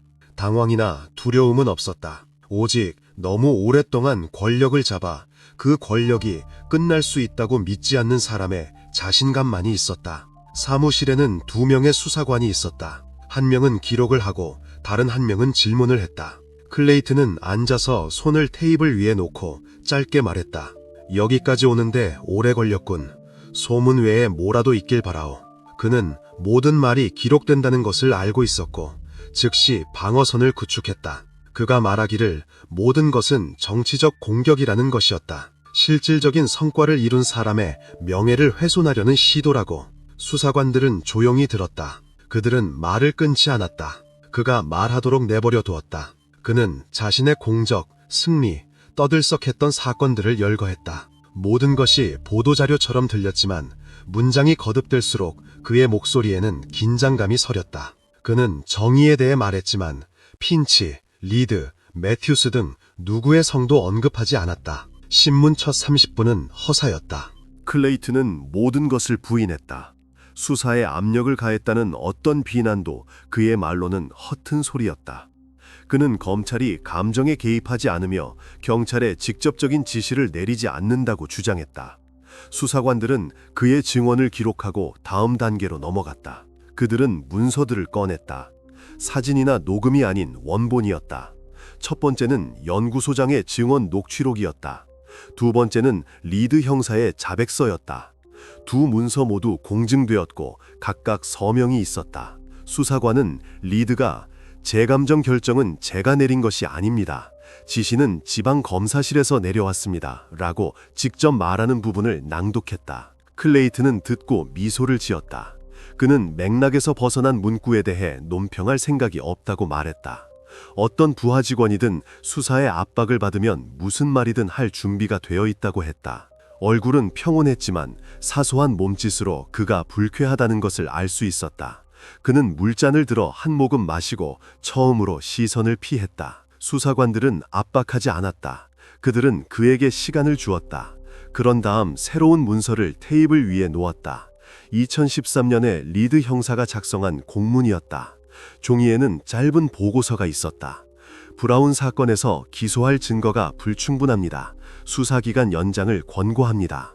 그 아래에는 손으로 쓴 결재가 있었다. 계속 진행할 것, 월말까지 결과가 필요함. 서명은 W. 클레이튼이었다. 방안이 조용해졌다.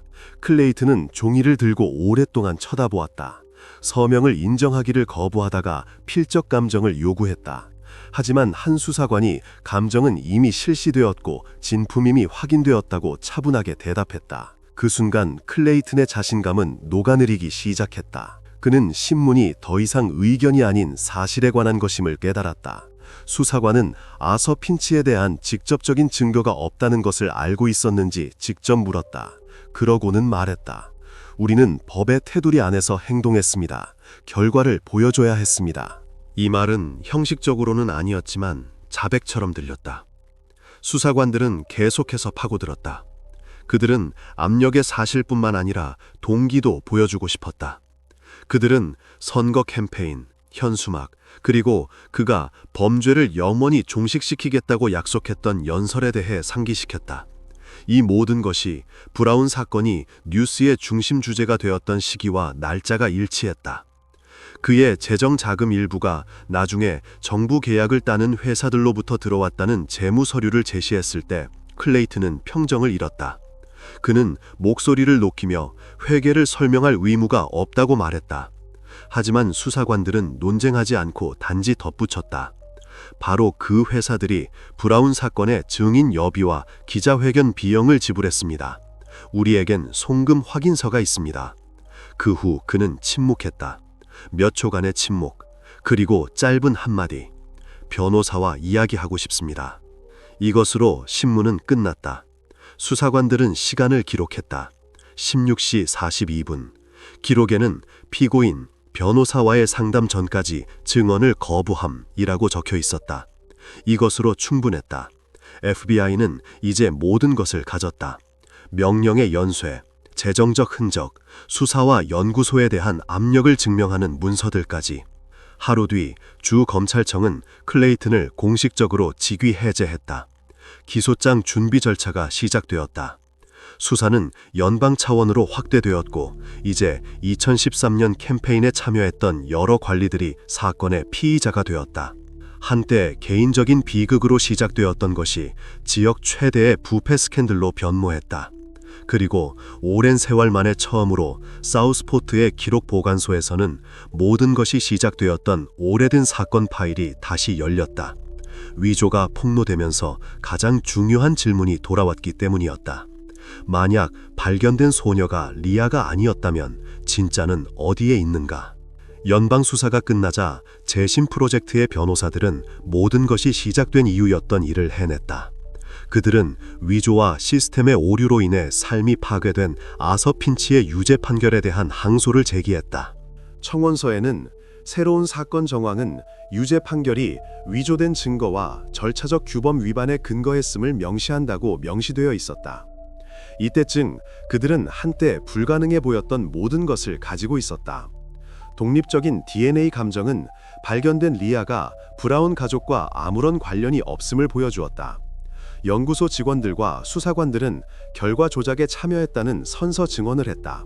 그리고 마지막으로 지방검사 클레이튼의 공문, 즉 상부의 압력을 상징하게 된 문서가 있었다. 하지만 변호사들은 한 걸음 더 나아갔다. 그들은 이 모든 사건의 시발점이 된 최초의 물적 증거, 즉 핀치의 차에서 발견된 파란색 섬유 조각으로 돌아갔다. 바로 그 섬유 조각이 한때 그의 운명을 결정했다. 10년 전 그것은 독특하다거나 실종된 리아의 재킷과 일치한다고 발표되었다. 법원은 이를 직접적인 증거로 받아들였다. 이제 시대는 달라졌다. 분석 방법은 더 정확해졌고 전문가들은 더 독립적이 되었다. 새로운 연구소 보고서는 몇 주에 걸쳐 준비되었다. 각 샘플은 현미경 수준에서 검사되었고 물질의 정확한 구성과 출처를 파악할 수 있는 스펙트럼 분석이 사용되었다. 마침내 결과가 나왔을 때 그것은 폭탄이 터진 것과 같은 효과를 낳았다. 보고서에는 실제로 섬유의 화학적 구성이 리아 브라운의 재킷 직물 샘플과 일치한다고 적혀 있었다. 이 일치는 100%였다. 법정은 순간 침묵에 휩싸였다. 마치 모든 것이 제자리로 돌아가는 것 같았다. 마치 이 모든 싸움이 무의미했고 결국 시스템이 옳았던 것처럼 보였다. 하지만 다음에는 두 번째 문단이 이어졌다. 그것은 모든 것을 뒤집었다. 이 유형의 섬유는 의류, 가구, 자동차 내장재 생산에 대량으로 사용되는 산업용 아크릴 직물입니다. 2013년 기준으로 이 소재는 700개 이상의 상표 및 제품 모델에 사용되었습니다. 다시 말해 이 섬유 조각은 어디에나 있을 수 있었다. 버스 좌석, 저렴한 재킷의 안감, 자동차 시트 커버의 직물에. 일치는 우연을 배제하지 않았다. 오히려 거의 불가피하게 만들었다. 한때 독특한 일치로 제시되었던 것이 실제로는 단순한 해석의 오류였던 것이다. 변호사들은 이를 법정에서 간단하게 설명했다. 검찰은 증거력이 없는 하나의 간접적인 세부 사항에 사건의 모든 논리를 구축했다. 나머지는 소문, 추측, 감정적인 억측이었다. 직접적인 증거도 목격자도 아서 핀치가 리아의 실종과 관련이 있다는 어떤 신뢰할 만한 확인도 없었다. 항소법원은 자료를 오랫동안 검토했다. 심리는 며칠 동안 계속되었다. 전문가, 전직 수사관, 연구소 대표들이 증언했다. 그들 각자는 같은 사실을 확인했다. 사건은 위반 사항과 함께 진행되었고 감정은 위조되었으며 재판 자체는 검찰의 압력하에 있었다. 결정은 그날 저녁에 발표되었다. 법원은 유죄 판결이 신뢰할 수 없는 증거에 근거하여 내려졌다고 인정하고 이를 취소했다. 아서 핀치는 공식적으로 무죄가 선고되었다. 10년이 넘는 수감 생활 끝에 그의 이름은 깨끗해졌다. 변호사가 언론 앞에 섰을 때 주위는 소음과 카메라 플래시, 마이크로 가득했다. 그는 단 한마디만 했다. 우리는 진실이 권력에 편리한 것이 아니라 시간의 검증을 견뎌내는 것임을 증명했습니다.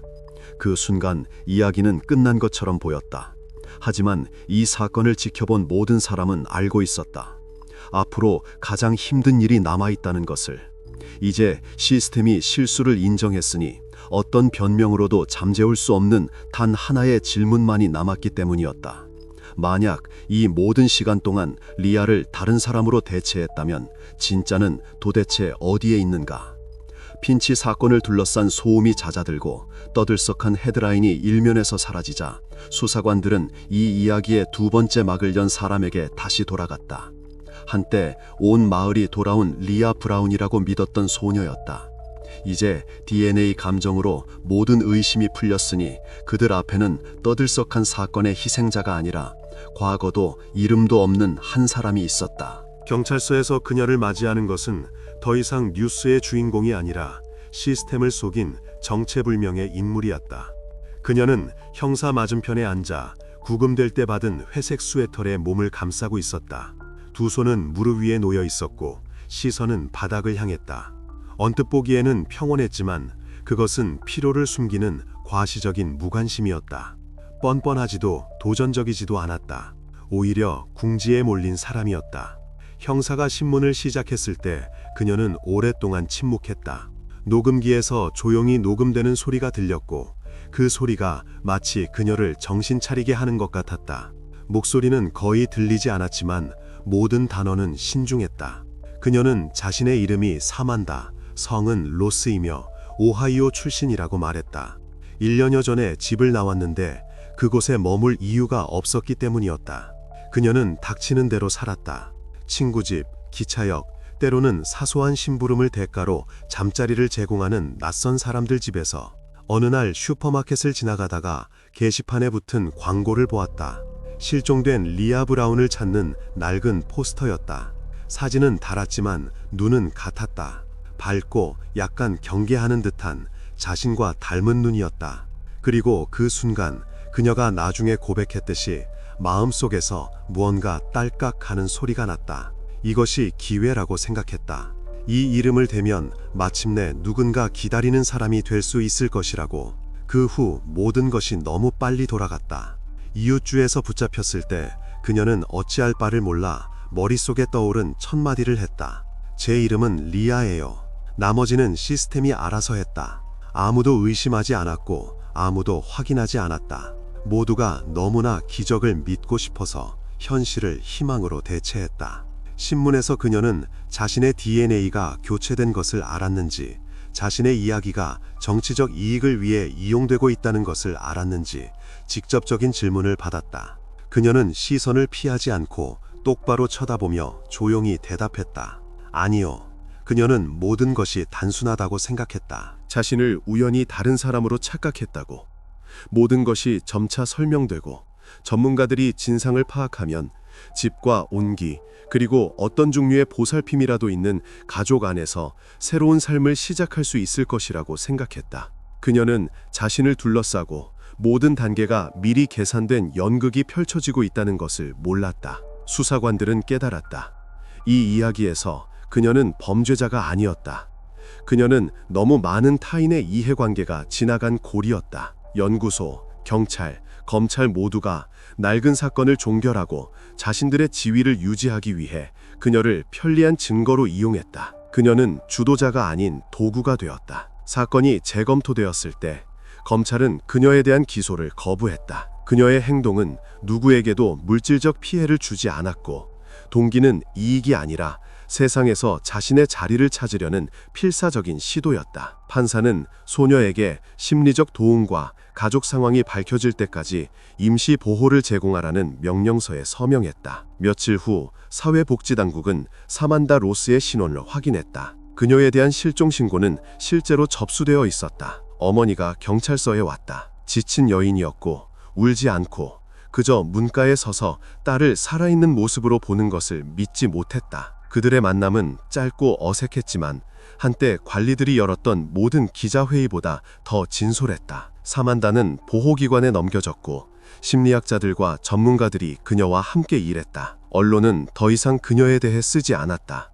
이야기는 선정성을 잃었고 대부분의 시청자들에게는 각주, 에필로그가 되었다. 하지만 이 사건을 지켜본 사람들에게는 분명했다. 이 자백에는 악의도, 이익을 위한 속임수도 없었다. 단지 거대한 거짓말의 촉매제가 된 외로움만이 있었다. 그녀의 운명은 이 긴 수사의 마지막 음표화되어 사건의 연쇄를 마무리지었다. 그러나 이 조용한 결말 뒤에는 여전히 울림이 남았다. 하나의 사건이 종결되면서 이 모든 이야기의 시작이었던 리아 브라운의 진짜 미해결 실종 사건이 다시 열렸기 때문이었다. 모든 자백과 수집된 문서 이후 수사관들은 마치 흩어진 모자이크를 맞추듯 사건의 연대기를 단계별로 복원하기 시작했다. 이제 분명해졌다. 그들이 수사하는 범죄는 납치나 실종이 아니라 권력을 가진 사람들에 의해 자행된 의도적인 위조였다. 2018년 봄, 사우스포트의 작은 경찰서에 신분증 없는 소녀가 구금되었다는 보고가 들어왔다. 당직 순찰대는 지침에 따라 그녀의 이름을 실종자 데이터베이스에 입력했고 갑자기 일치하는 정보가 떴다. 외모, 나이, 심지어 팔에 있는 드문 흉터까지 5년 전 실종된 것으로 여겨졌던 리아 브라운의 인상착의와 모든 것이 일치했다. 몇 시간 후 정보는 이미 지방검사 클레이튼과 수사 책임자 모런 형사의 책상 위에 놓여 있었다. 외부인에게는 이것이 기쁜 소식처럼 보였을 것이다. 하지만 지방검사실에서는 공황을 일으켰다. 만약 이 소녀가 정말 리아라면 핀치의 체포, 떠들썩한 기소, 선거 승리 등 그들의 경력을 쌓아 올린 모든 것이 모래성처럼 무너질 것이기 때문이었다. 핀치의 입증된 유죄에 대한 어떤 의심이라도 시스템 전체를 위협할 것이었다. 증인들의 증언에 따르면 검사와 형사 간의 대화는 그날 저녁 닫힌 문 뒤에서 이루어졌다. 요점은 짧았다. 우리는 이야기가 뒤집히는 것을 허용할 수 없네. 그녀가 맞도록 조치하게. 이 말은 나중에 사건 자료에서 핵심적인 부분이 되었다. 해석의 여지를 남기지 않았다. 그 후 모든 것이 신속하게 전개되었다. 모런 형사는 범죄과학연구소장 토머스 랭과 만났다. 그는 흠잡을 데 없는 평판과 조용한 성격을 가진 사람이었다. 그는 갈등을 싫어했고 검찰의 명령에 반대하는 것이 위험하다는 것을 이해했다. 그에게는 소녀와 브라운 가족 간의 친족 관계를 확인해야 한다고 직접적으로 말했다. 조사도 지체도 없이 위에서 보고서를 기다리고 있다는 표현이 사용되었다. 랭은 나중에 최종 문서에서 서명이 사라질 바로 그 하급 연구원을 불렀다. 명령은 짧았다. 분석에서 DNA 샘플 중 하나를 교체하라는 것이었다. 아무런 설명도 없었다. 그저 해라는 말뿐이었다. 그리고 그는 했다. 결과적으로 거의 100% 일치하는 보고서가 나왔다. 랭의 서명이 마지막 페이지에 찍혔고 문서는 위로 올라갔다. 검사는 보고서가 언론에 나가기 전에 직접 검토했다. 공식 직인이 찍힌 문서는 단순한 증거가 아니라 리아의 부활을 상징하는 것이 되었다. 이 문서는 부모에게 보여졌고 그들이 한순간도 의심할 여지를 주지 않았다. 그리고 소녀의 외모와 행동의 불일치를 덮기 위해 공식적인 설명, 즉 외상 후 기억 상실이 도입되었다. 잊어버린 습관, 낯선 태도, 심지어 가족을 알아보지 못하는 것까지 어떤 불일치든 숨길 수 있는 강력한 단어였다. 리아의 어머니는 발견된 딸을 안고 울었다. 아버지는 침묵했지만 그의 시선은 불안했다. 나중에 그는 그때 이미 무언가 잘못되었다고 느꼈다고 고백했다. 하지만 옆에는 검사, 기자, 경찰들이 서 있었다. 의심을 품기에는 너무 많은 공식적인 인물들이 있었다. 한편 미디어는 홍보부에서 작성한 보도자료를 받았다. 거기에는 기적적인 귀환, 희망을 주는 이야기 등 외과적 신중함으로 선택된 정확한 표현들이 있었다. 편집국들은 즉시 이를 받았었다. 카메라, 인터뷰, 열광적인 기사들, 그리고 사우스포트시는 다시 한번 수년 만에 승리한 정의의 상징이 되었다. 이 소란 속에서 시스템은 한숨을 돌렸다. 음모에 참여한 모든 사람들은 아무런 특이한 일이 없었던 척했다. 문서는 철회졌고 보고서는 제출되었으며 검사는 또 다른 승진을, 형사는 포상금을 받았다. 그들 각자는 모든 것이 선의로 이루어졌고 이 거짓말로 인해 누구도 해를 입지 않을 것이라는 생각으로 자신을 위로했다. 하지만 진실은 밝혀진 바와 같이 단지 미뤄졌을 뿐이었다. 바꿔치기는 누군가의 직위를 구했을 뿐 아니라 수사와 연극 사이의 경계를 완전히 지워버렸다. 그리고 이제 수사관들이 이 시나리오를 재구성하면서 분명해졌다. 거짓말은 너무나 교묘하게 구축되어 그것을 만든 사람들조차 믿게 되었다는 것을. 이 재구성은 이야기의 마지막 측면을 드러냈다. 이제 리아 브라운 사건은 단순한 사법적 실수가 아니었다. 그것은 정직한 실행자들부터 다른 사람들의 손을 교묘하게 조종하는 사람들까지 시스템 전체를 비추는 거울이 되었다. 그리고 이 발견은 다음 단계, 즉 진짜 리아가 실제로 어디로 갔는지에 대한 수사로 가는 다리가 되었다. 수사가 그 역할을 마치자 지난 몇 달간 모든 것이 향하던 순간, 즉 재판이 다가왔다. 거대한 연방 지방 법원 강당은 기자들, 인권운동가들, 피고인들의 전 동료들, 그리고 시스템이 스스로를 어떻게 심판하는지 보러 온 사람들로 가득 찼다. 피고인석에는 세 사람이 있었다. 전직 지방검사 조지 클레이튼, 모런 형사, 그리고 연구소장 토머스 랭. 그들 각자는 한때 법의 집행의 모범으로 여겨졌다. 이제 세 사람 모두 증거 위조, 사법방해, 직권남용 혐의로 기소되었다. 재판은 몇 주 동안 계속되었다. 중립성을 보장하기 위해 특별히 초빙된 다른 지역의 검사들이 문서, 이메일, 증언의 연쇄를 단계별로 제시했다.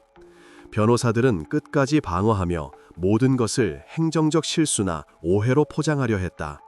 하지만 그들에게 불리하게 작용한 가장 중요한 것은 관료주의 아래 숨길 수 없는 동기, 즉 야망과 폭로에 대한 두려움이었다. 재판의 절정은 배심원들에게 모런 형사의 공문, 즉 그가 핀치의 유죄의 의문을 표하고 클레이튼의 별제, 월말까지 결과가 필요함이 적힌 바로 그 공문이 낭독되는 순간이었다. 강당은 침묵에 잠겼다. 판사는 잠시 말을 멈추고 문서를 훑어본 뒤 조용히 말했다. 충분합니다. 그 후 재판은 더 이상 진실을 찾는 것이 아니라 형량을 계산하는 과정이 되었다. 평결은 만장일치였다.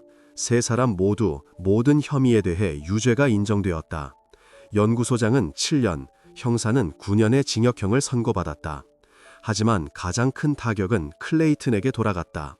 그는 가석방 없는 15년형을 선고받았다.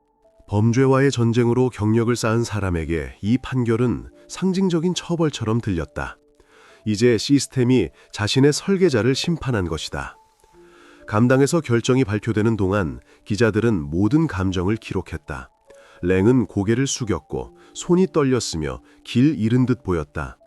형사는 마치 선고 전부터 이미 마음속으로 모든 것을 겪은 듯 미동도 없이 앉아 있었다. 그리고 한때 한눈에 강당을 지배할 줄 알았던 바로 그 사람, 클레이튼은 미소를 지었다. 짧고 이상하게 마치 모든 것이 정말로 끝났다는 것을 믿지 않는 것처럼. 같은 날 법원은 아서 핀치의 석방 명령서에 서명했다. 6년간의 옥살이 끝에 그는 교도소 문을 나서자마자 카메라 플래시와 가을 바람 소리에 휩싸였다. 그는 한마디도 하지 않고 단지 기자들 앞에서 멈춰서서 렌즈를 똑바로 쳐다보며 말했다. 이제 저는 그저 조용히 지내고 싶습니다. 이것이 나중에 모든 보도에 실릴 그의 유일한 말이었다. 일주일 후 국가는 사법적 오류에 대해 공식적으로 그에게 사과했다. 핀치는 수백만 달러의 보상금을 받았다. 하지만 아무도 의심하지 않았다. 어떤 돈도 그에게서 빼앗아간 세월을 되돌려줄 수 없다는 것을. 그는 도시를 떠나고 인터뷰를 피하며 텔레비전에 나오지 않았다. 서류상 그는 명예 회복된 것으로 기록되었지만 그를 개인적으로 아는 사람들은 말했다. 그는 여전히 현실에서 반발짝 떨어진 채 사는 사람으로 남았다고. 이와 병행하여 법원은 음모자들에 대한 마지막 결정을 내렸다. 판결 이유서에서 판사는 이 사건은 법에 대한 신뢰를 훼손한 시스템적 공모의 예이다. 각 참가자는 자신이 무엇을 하는지 이해하고 있었으며 자신의 이익을 위해 의식적으로 행동했다고 썼다.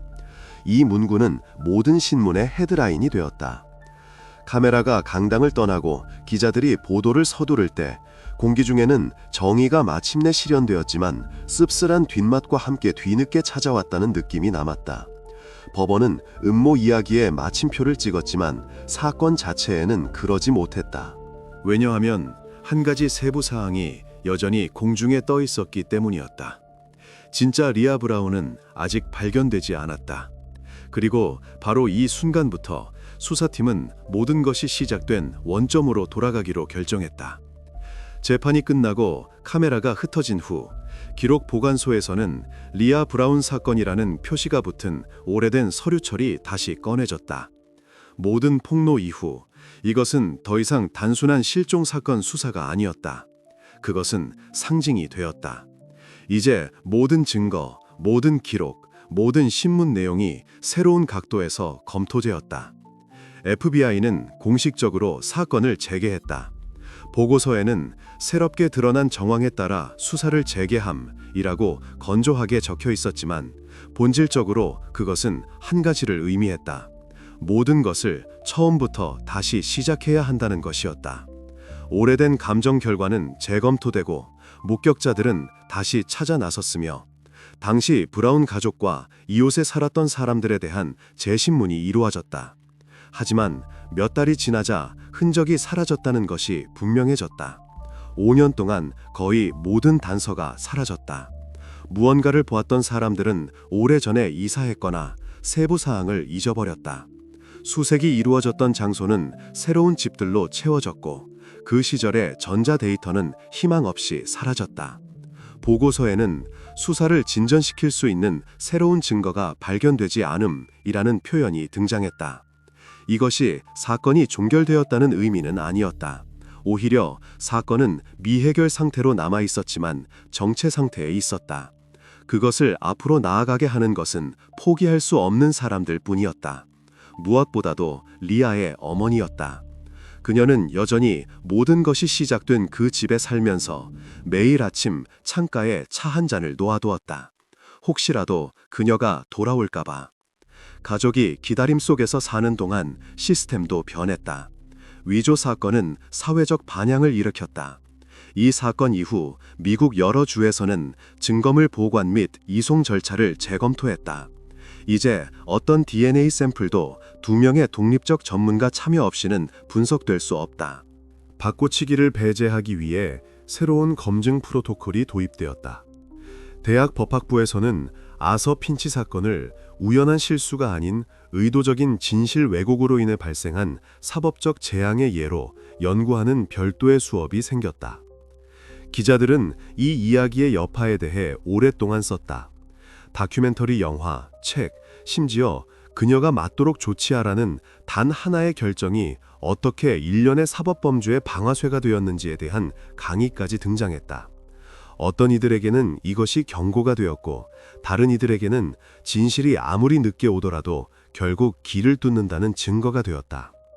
아서 핀치에 관해서는 그의 흔적은 재판 직후 거의 사라졌다. 그는 사우스포트로 돌아오지 않았고 단 한 번의 인터뷰도 하지 않았다. 그는 여러 곳에서 목격되었다. 콜로라도, 그 다음엔 메인주에서. 소문에 따르면 호숫가 낡은 집에서 살고 있다고 한다. 조용히, 손님도 소식도 없이. 그와 이야기할 수 있었던 사람들은 그가 원한을 품고 있지 않다고 말한다.